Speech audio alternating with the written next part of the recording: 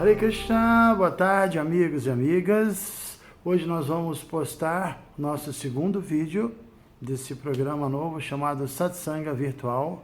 E como eu havia mencionado, a ideia é sempre responder perguntas de vocês sobre algum tema relevante. E a pergunta que nós escolhemos hoje foi uma pergunta que veio de uma menina de Guarujá, lá do litoral paulista. O nome dela é Jane. Ela perguntou o seguinte: se no caminho de Bhakti Yoga, que é o caminho que nós praticamos, se é importante a gente sempre seguir e consultar o nosso coração.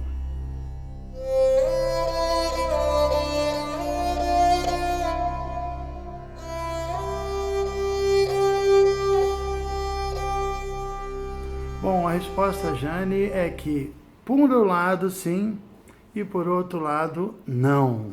Ou seja, sim, no sentido de que quando você já está nesse caminho, já está avançado, já conseguiu assim, se desviar dos obstáculos, já atingiu um estágio no qual seu coração está limpo e, consequentemente, seus pensamentos, seus sentimentos, seus desejos são de natureza espiritual e podem favorecer a vida espiritual, evidentemente que sim. Esse estágio, na verdade, se chama Raganuga Bhakti. Raga Anuga, você seguir sua própria emoção espiritual. É um nível de espiritualidade no qual espontaneamente você está se entregando a Deus, completamente dedicado, fixo na espiritualidade. E a resposta não significa que no início da vida espiritual, os sentimentos que nós manifestamos, o nosso coração está cheio de impureza. Nós ainda temos cobiça, temos desejos pessoais, a nossa mente ainda é muito traiçoeira, e se a gente simplesmente seguir o que nossa mente propõe, nós certamente iremos nos desviar do caminho espiritual. Então, o primeiro estágio da vida espiritual se chama Vaidhi Bhakti, e a característica dele é sadhana, a prática. Você pratica, você sabe o que é bom para você, o que deve ser feito e o que não deve ser feito, e você aceita uma vida disciplinada. Qualquer caminho espiritual propõe uma vida de disciplina. Sem disciplina, a gente não chega a lugar nenhum. Pode ser que um dia, hoje eu não quero praticar, hoje eu não quero seguir certas instruções, hoje eu quero fazer outras coisas. Não, ninguém avança se simplesmente ficar à mercê das propostas de uma mente volúvel e totalmente agitada e imutável, como de um modo geral a mente de todas as pessoas dessa era é. Então a ideia é que no começo temos que ter uma disciplina, por isso em qualquer caminho espiritual existe a ideia de votos, a ideia de certas regras, a ideia de certas regulações que evidentemente na frente a gente não vai mais se preocupar com isso, não porque não precisamos segui-las, mas porque já estaremos num outro nível. Mesmo Krishna diz isso, que uma pessoa muito avançada em conhecimento, ele fala isso no capítulo 3 do Bhagavad Gita, que essa pessoa não tem por que seguir regras, não tem por que cumprir com deveres, mas também não tem por que não seguir as regras e não cumprir com esses deveres. Então, só para dar exemplo, ela continua seguindo, ela continua cumprindo com seus deveres, mas ela está muito além disso, porque essas regras e regulações existem para nos estabilizar, nos fixar na vida espiritual, e depois, uma vez fixos, aí sim, nós estaremos numa condição de serviço amoroso, espontâneo, com pureza, com o coração manifestando sentimentos totalmente favoráveis. Para quem já ouviu nossas palestras ou já assistiu alguns dos nossos vídeos, sabe que a gente o tempo todo se baseia numa escritura chamada Bhagavad Gita, que é considerada praticamente a Bíblia do hinduísmo, a Bíblia do Bhakti Yoga, e nós podemos tentar responder essa pergunta da Jane nos valendo do exemplo da própria Bhagavad Gita. Ou seja, no início do Bhagavad Gita, o guerreiro Arjuna, que é o discípulo de Krishna, propôs exatamente isso. Ele propôs seguir o coração dele. Quando ele viu que ele teria que participar de uma batalha, teria que se confrontar com parentes, com amigos, com entes queridos, o coração dele disse o quê? Não, abandona tudo isso, vai para a floresta, abandona o seu compromisso de defender o mundo, de proteger o mundo da possibilidade de uma liderança mal intencionada e vai embora, vai para a floresta. Agora, Krishna não aceitou essa proposta. Krishna, pelo contrário, disse: Arjuna, como assim?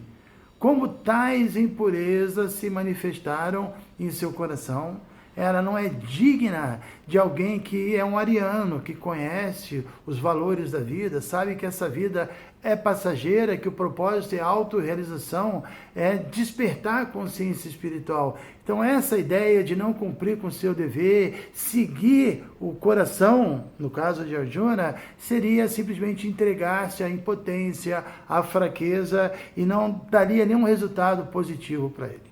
E quando Krishna detectou essas impurezas no coração de Arjuna, Arjuna foi muito humilde.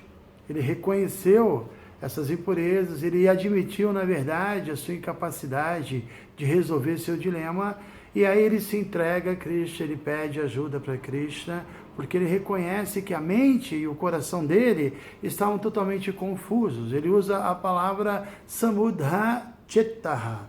Chitta, às vezes, é traduzido como coração e, às vezes, traduzido como mente, porque, na verdade, são a mesma coisa. Quando falamos de pensamentos, sentimentos e desejos, a impressão que a gente tem é que isso está em nosso coração, não é? Mas, na verdade, é a mente que produz, que tem como função sentir, pensar e desejar. Então, a ideia de Samudha Chitta significa que Arjuna disse: meu coração está confuso, meus sentimentos estão totalmente impuros, eu não sei o que fazer. Aí ele ora a Krishna: por favor, Karpanya doshopahata swabhava prichami tvandharma samudha chitta. Porque minha mente está confusa, eu agora me tornei um avaro, Karpanya, uma pessoa que não está usando a sua verdadeira riqueza espiritual, e eu, por favor, eu peço, me ajude, seja meu guru, me instrua o que eu devo fazer.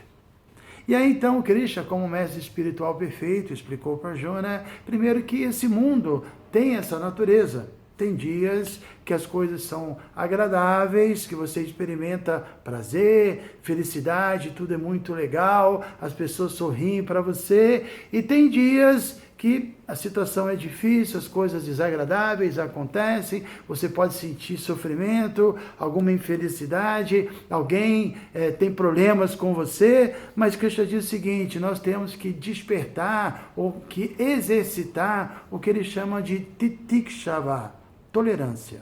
Nós temos que nos tornar um dhira, uma pessoa sóbria, uma pessoa equilibrada. E se nós analisarmos também outras escrituras dentro do caminho de Bhakti, por exemplo, Bhakti Rasamrita Sindhu, que é um livro muito importante, que apresenta toda a ciência da Bhakti Yoga, foi escrita por um discípulo direto de Chaitanya. Ele diz: Adou Shraddha Tata Sadhusanga Ata Bhajana Kriya Ata Anartha Nivritti Shat Nishta.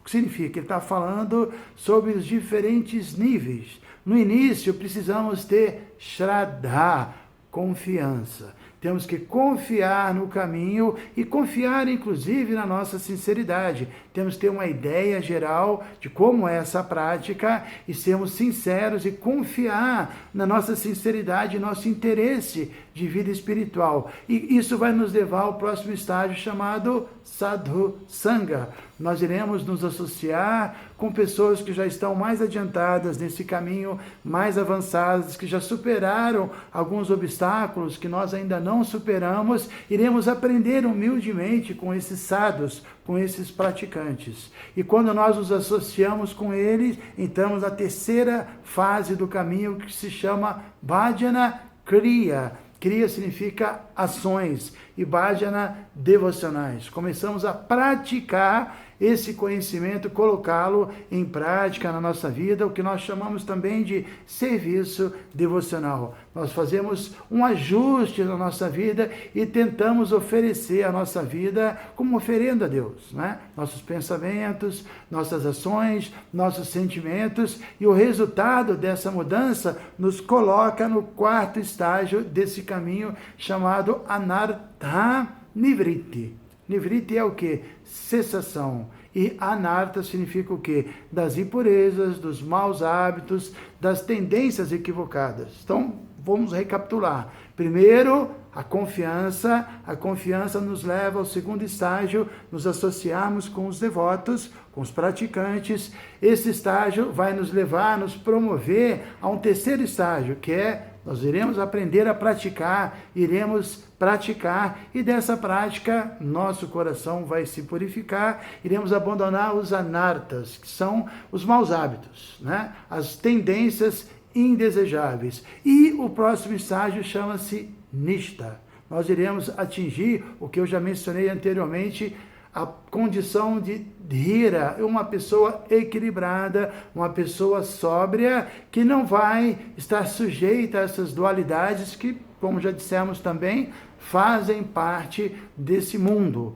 Então, quando atingimos esse estágio de dhira, nós estamos, na verdade, numa condição de modo da bondade, uma frequência tão equilibrada que a experiência de prazer, a experiência de gosto na vida espiritual só aumenta e nossos sentimentos se tornam refinados. E aí, assim, nosso coração vai produzir pensamentos, desejos, sentimentos puros, e nesse momento podemos sim seguir o nosso coração. Então, Jane, você perguntou se nós devemos seguir e consultar o nosso coração durante as nossas práticas, ou melhor, durante o nosso caminho de Bhakti. Consultar sempre, mas consultar não significa necessariamente seguir. Nós consultamos e depois analisamos à luz das Escrituras. Se nossos desejos são favoráveis, estão de acordo com as instruções mencionadas nas escrituras devocionais, devemos seguir. Isso é um bom sinal. Krishna também explica no capítulo 6 que a mente pode ser a nossa pior inimiga ou a nossa melhor amiga.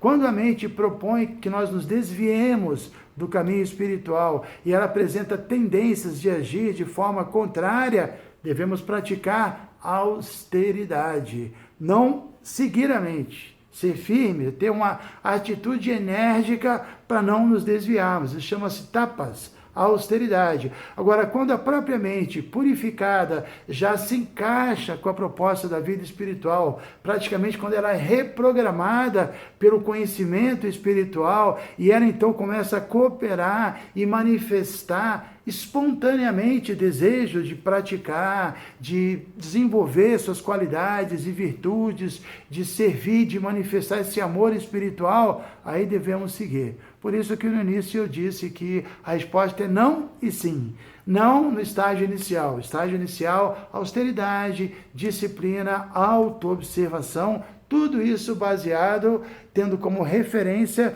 o conhecimento espiritual e sempre na associação de pessoas mais avançadas, mais experientes do que a gente. E sim, quando realmente estamos já mais adiantados no caminho de Bhakti, atingimos o que eu já disse, Raganuga, o amor espontâneo, o sentimento puro, e aí sim a vida espiritual, ou podemos dizer, Bhakti Yoga, efetivamente ela se torna um fato da nossa vida.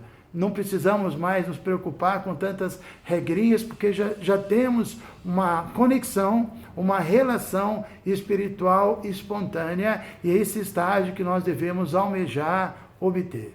Seguir o coração, esse coração estando em conexão com Krishna, é a perfeição da Bhakti Yoga e é o que nós devemos almejar. Ok, Jane? Muito obrigado. Até a próxima. Hare Krishna.